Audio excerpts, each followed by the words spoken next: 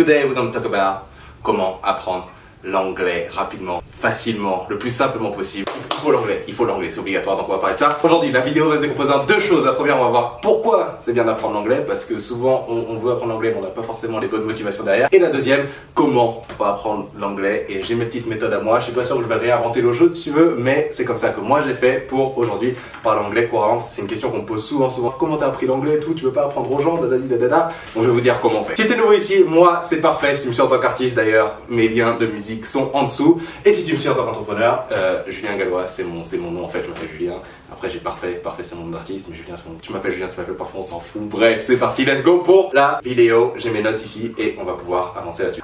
Pourquoi apprendre l'anglais? Parce que souvent quand il y a des gens qui viennent me dire ouais mais tu vois moi faut que j'apprenne l'anglais mais j'ai la flemme. Ouais mais l'anglais tu comprends c'est difficile, donc j'ai la flemme encore une fois. Bref, toutes les raisons sont pas assez suffisantes pour qu'il n'y ait pas de flemme en fait. Parce que la flemme au final c'est juste une compensation du fait que la motivation soit pas assez important. Donc la vraie raison pour laquelle j'ai appris l'anglais moi perso, bon non seulement déjà j'aime bien l'anglais, je trouve ça stylé, mais surtout si tu veux du bif, de l'argent, des thunes, des loves, des dineros, il te faut de l'anglais parce que tous les vrais trucs ils sont en anglais, les vrais bouquins ils sont en anglais, les vrais coachs ils sont anglophones, les vrais business ils sont anglophones, les gros trucs, les vrais trucs, ils sont en avance, t'as toutes les meilleures infos en anglais en fait. Et donc si tu sais pas l'anglais, tu passes à côté de plein d'opportunités de business, plein d'opportunités de gagner plus de sous, plein d'opportunités de partir plus en vacances, plein d'opportunités de vivre en fait, tu vois. Et ça c'est la vraie raison pour laquelle tu devrais apprendre l'anglais et pour laquelle tout le monde devrait savoir parler l'anglais parce que c'est super, méga important d'un point de vue thune, tout simplement. Si tu veux plus de thunes, il te faut l'anglais.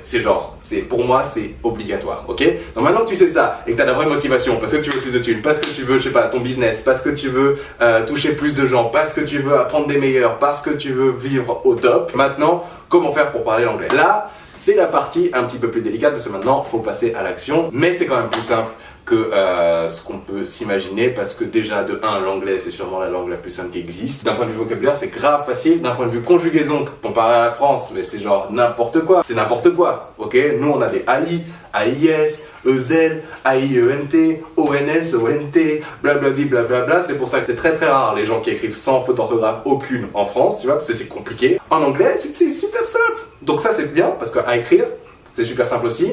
À parler, ça va, on aura forcément un peu ton accent Frenchy, etc., surtout si tu ne travailles pas forcément beaucoup et tout, mais c'est pas la fin du monde parce que l'idée c'est déjà de pouvoir le comprendre en fait. Le parler c'est un autre délire, mais déjà le comprendre c'est la première étape parce que le parler vient de là. Et donc du coup, mes méthodes pour apprendre l'anglais, la façon la plus simple et la façon la plus rapide et la façon la plus efficace, de façon à ce que d'ici quelques mois à peine, tu puisses déjà parler anglais, tu puisses comprendre tout ce qu'on te raconte, etc., etc. Alors, il y a plusieurs choses. La première, c'est qu'il faut comprendre qu'il faut être en immersion totale. A priori, si tu regardes cette vidéo, c'est que tu es dans un pays francophone. Donc autour de toi, les gens parlent pas anglais. La meilleure façon d'apprendre l'anglais, c'est on te fout dans un pays anglophone, personne parle français, donc tu es obligé de te démerder. L'idée, c'est de recréer ça, mais ici. Ok, donc le premier moyen d'être en immersion totale, ça va être la musique. Tout ça, c'est la partie la plus simple. Tout le monde écoute de la musique. Donc prends la musique que t'aimes.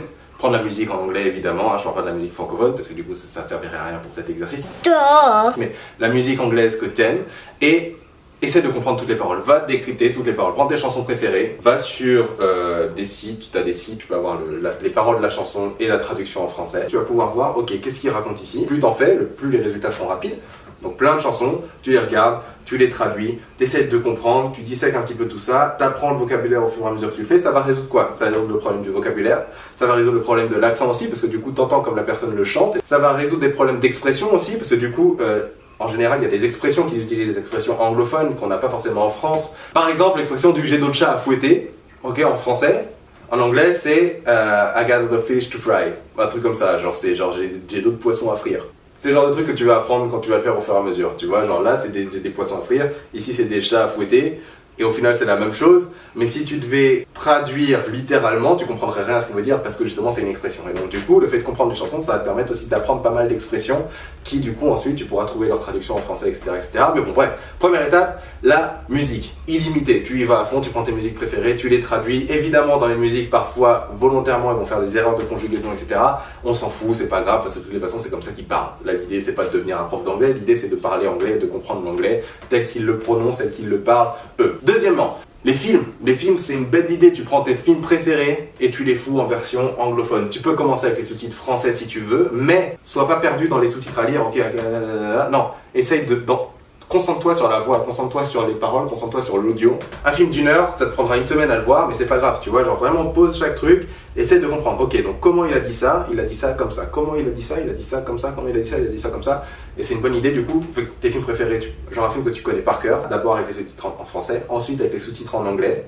Ok, donc ça t'apprend le vocabulaire encore plus, ça t'apprend l'accent aussi évidemment encore plus, et au fur et à mesure tu vas pouvoir carrément enlever les sous-titres et juste écouter le truc parce que tu sais exactement ce qu'il dit. Au fur et à mesure que tu vas t'y mettre, tu vas pouvoir vraiment entendre chaque mot qu'il prononce parce que les prononciations vont être différentes entre chaque acteur, entre chaque accent, entre chaque ceci, entre chaque cela, mais au moins ton oreille va commencer à se faire à l'anglais, va commencer à entendre les mots, et à partir du moment où tu entends les mots, si tu as le vocabulaire, boum, terminé, tu vois. Donc c'est en gros une combinaison de j'entends les mots, je connais les mots, et donc du coup je sais ce qu'ils racontent. YouTube aussi évidemment, même si les sous-titres en général c'est des sous-titres automatiques, donc c'est pas top, tu vois, mais au moins sur YouTube, tu peux aussi avoir ça juste pour te faire à l'anglais en fait, même si tu comprends pas, juste au moins le fait d'être immergé dans l'anglais en fait. Tu t'en fous de comprendre ou pas comprendre, juste t'en écoutes tout le temps, ton oreille va s'y faire, et au fur et à mesure que ton vocabulaire va s'enrichir, comme je te disais, tu vas finir par comprendre en fait ce que tu écoutes. Et l'idée c'est que t'as plus besoin vraiment de comprendre les conjugaisons, t'as pas besoin de te prendre la tête à apprendre les verbes irréguliers, ce genre de trucs, tout ça on s'en tape en fait, parce que tu vas juste apprendre à parler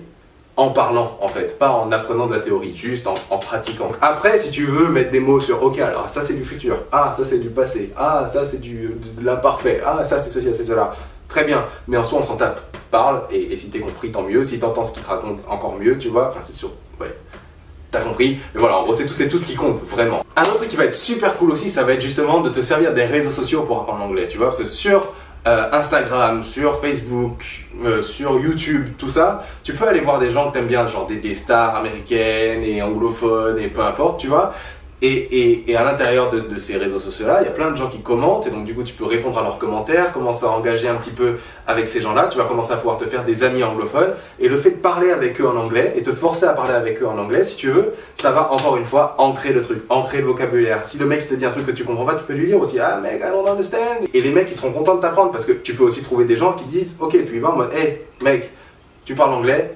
Je parle français, est-ce que ça te dit, genre tu m'apprends l'anglais, je t'apprends le français, donc du coup tu peux te retrouver comme ça avec quelques personnes avec lesquelles tu discutes et tu converses en anglais, d'autres en échange tu pourras converser en français avec eux, tu vois, etc. Genre je sais pas, vous pouvez vous faire des sessions, vous pouvez vous appeler, c'est encore mieux, ça si tu peux appeler quelqu'un et discuter avec lui, genre FaceTime ou quoi, tu vois, lui ou elle hein, d'ailleurs, FaceTime, etc., vous parlez un petit peu, franchement ça défonce parce que ça te permet encore une fois d'être dans le délire de l'immersion, c'est super important. Et le dernier tip, ce qui est pour moi le plus gros, réfléchir en anglais, ok, réfléchir en anglais, tout ce que tu te dis dans ta tête, tu te parles tout le temps, dans ta tête ça à chaque fois que tu te parles, ou à chaque fois que tu dis quelque chose, ou à chaque fois que tu vas chercher, putain, merde, il est où mon téléphone? Comment je dirais ça en anglais?